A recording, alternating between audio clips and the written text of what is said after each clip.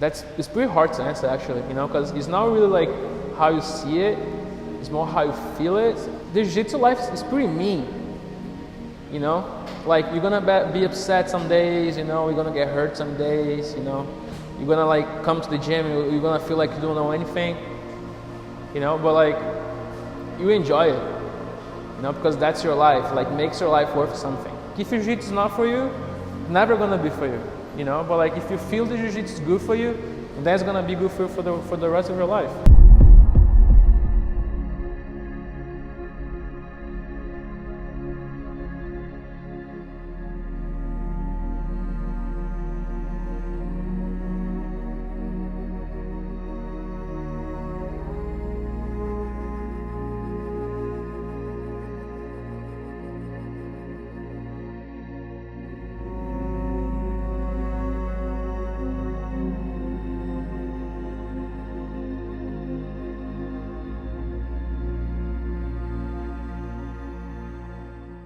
I started jiu-jitsu as a kid in Brazil. That was like a funny situation. My mom was trying to use the public phone, and just like this guy was really mean to her. I was trying to kick her off the phone, and I was like, I felt so useless because I couldn't do anything. Like, I just felt like, don't do this to my mom. And like I felt like, man, I should have done something, And once I got home, I told my dad, that happened. And he was like, don't worry, no people like that, but just try to keep yourself safe. And there was this guy, the Brazilian world champion. His name is João Deli, and he was just won the tournament. And I was like, yeah, I think I want to be like him. I'm gonna be the new João Deli. And I was like, yeah. And then I asked my dad to take him to the gym, and I got the first day.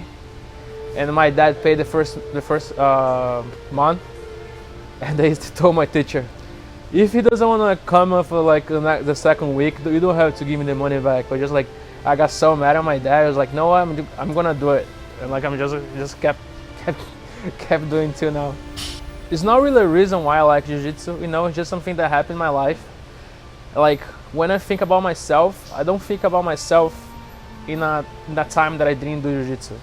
Feels like my life started when I started doing jiu-jitsu, So like, it's pretty much my life. My jiu-jitsu life is pretty much like when I moved from the south to São Paulo, that I wanted to train jiu-jitsu more and more, over and over. I was like, I didn't want to like finish my college, just like I don't think I want to be in a hospital like treating people, So just like I quit, like. I didn't even tell anyone that I left. They're just like, you know what, I'm leaving. Sayonara, see you later. And then I started training more with Leandro. And if you train somebody like a lot, you end up like being friends with the person, And I ended up getting friends with Leandro and Leandro. And then he decided to move. And he was always like helping my jiu-jitsu, like always like a good person. And then I moved to New York like a year and a half later after to come train jiu-jitsu here. And that was nice because I came like $200, didn't have anything. It was like a challenge. It's like, I don't know what, it's gonna be like the other days of my life. You're just gonna have to hustle every day. It's like, see what happens.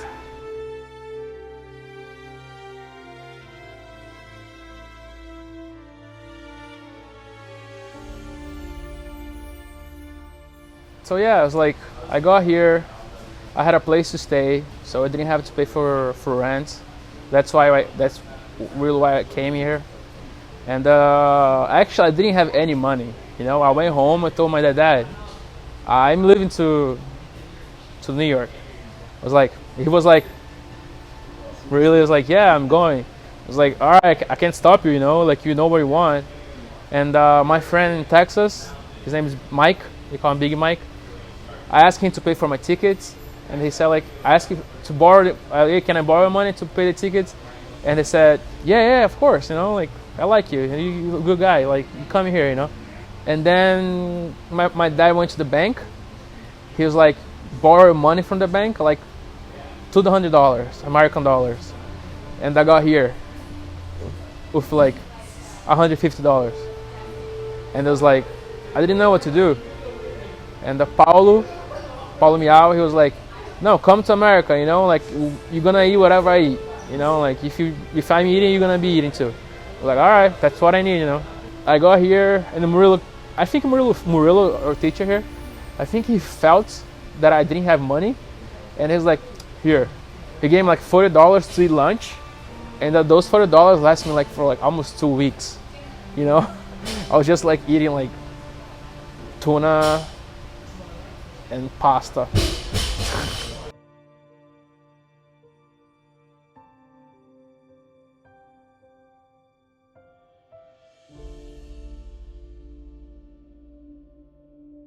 No, I really enjoy teaching. You know, I think like a lot of people that are great athletes, I believe that it's way harder to actually explain somebody else that doesn't really do what you do the way that you do. Like if you're teaching like advanced class, I think it's more like you go more for details, you know. And if you're teaching like white belt, blue belt class, it's more about like showing the whole technique, you know. So you need to give the people a little bit like of what it is, you know. So then like when they get good at it, and then like you go for the details, it's not like responsibility, you know. You learn because you want to. It's not because you have to. Remind me. Della Riva? Lasso? Spider. Sorry, did he say Della Riva, right? He said Spider, right? Della Riva, yeah. Murilo's like, he's been like a mentor, you know, like actually like a sensei, you know. He's like someone like, he's not just on the mat, you know. He like, yo, is everything okay with you? You know, is everything okay with your family? You know, why like sometimes like when you look upset, you know, he comes up to you, just like, yo, is everything okay? He's like, not really. You know, like, what's up? Come here, let's talk. You know, let's go eat something. You know, it's really like learning. You know, like you actually learn from him. It's not like just the person that comes here and like just teaches a movement. You know, it's like a big brother, literally.